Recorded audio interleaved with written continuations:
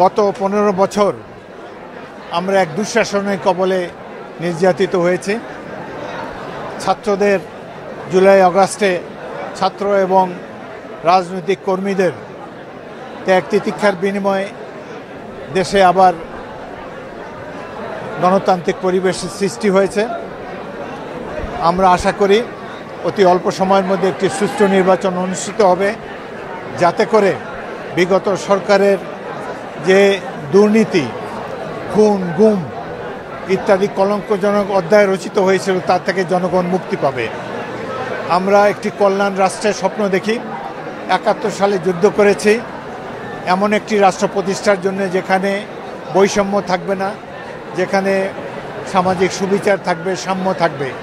কিন্তু দুঃখের বিষয়, স্বাধীনতার অব্যবহিত পরে যারা ক্ষমতায় এসেছে এই দেশ থেকে গণতন্ত্রকে বিতাড়িত করেছে, একটি দুর্ভিক্ষ উপহার দিয়েছে এবং এই দেশের সমাজদেহে নানান ধরনের অপকর্ম এবং দুর্নীতির জন্ম দিয়েছে। আমরা আশা করব প্রফেসর ইউনূসের নেতৃত্বে এই দেশের বর্তমান যে অন্তর্বর্তী সরকার রয়েছে তারা নিরপেক্ষভাবে একটি সুষ্ঠু নির্বাচনের আয়োজন করবে, যাতে করে জনগণ যাকে ইচ্ছা তাকে ভোট দিতে পারে, তারা তাদের পছন্দের দলকে বেছে নেবে রাষ্ট্র পরিচালনার জন্যে। আমরা একটি সুন্দর বাংলাদেশ গড়ার স্বপ্ন দেখছি। এই দেশের মানুষ অনেক হতাশ হয়ে পড়েছিল 15 বছরের দুঃশাসনে। এই ফ্যাসিস্ট সরকারের অবসানের ফলে আশা করি নতুন একটা সুযোগের দ্বার উন্মোচিত হয়েছে। আমরা একটি কল্যাণ রাষ্ট্র করতে পারবো বলে আশা করি। সমাজে নানা ধরনের অস্থিরতার বহিঃপ্রকাশ আমরা দেখতে পাচ্ছি।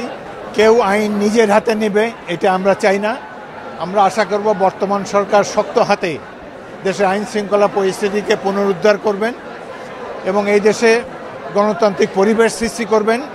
বর্তমান সরকার একটি দুর্বল সরকার, আমরা তবুও এই সরকারকে সহযোগিতা করব।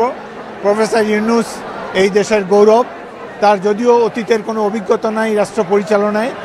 আমরা আশা করব তিনি রাজনৈতিক দলসমূহের সাথে আলাপ আলোচনা করে সমাজে একটি সুষ্ঠু পরিবেশ, গণতান্ত্রিক পরিবেশ সৃষ্টি করবেন এবং যত শীঘ্র সম্ভব নির্বাচন দিয়ে অরাজকতার হাত থেকে দেশ থেকে রক্ষা করবেন।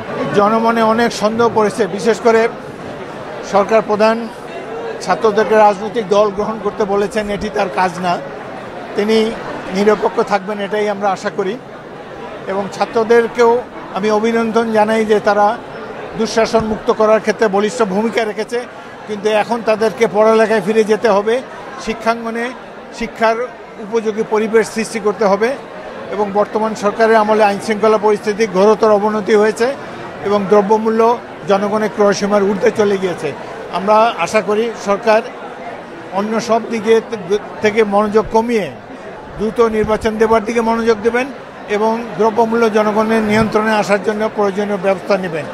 আমরা একটা সুন্দর সুশাসন দেখতে চাই, বিচার বিভাগের নিরপেক্ষতা চাই এবং কেউ যেন আইন নিজের হাতে তুলে না নিতে পারে সেই ধরনের একটা পরিবেশ দেখতে চাই। দুর্বল সরকার, অনির্বাচিত সরকার থাকে তখন নানান ধরনের দুর্বৃত্তরা সুযোগের খোঁজে সমাজ দেখে নানান ধরনের বিশৃঙ্খলা ঘটায়।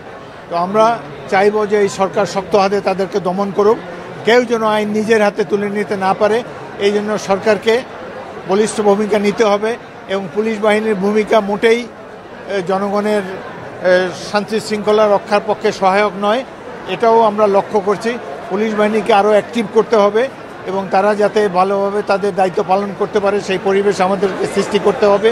বর্তমান সরকারের অনেক দায়িত্ব, তারা কাজের প্রায়োরিটি দিতে ভুল করছে। যে কাজ অবিলম্বে করা দরকার সেটি না করে তারা নানান ধরনের সংস্কার নিয়ে মাথা ঘামাচ্ছে, যেটির দায়িত্ব নির্বাচিত প্রতিনিধিদের।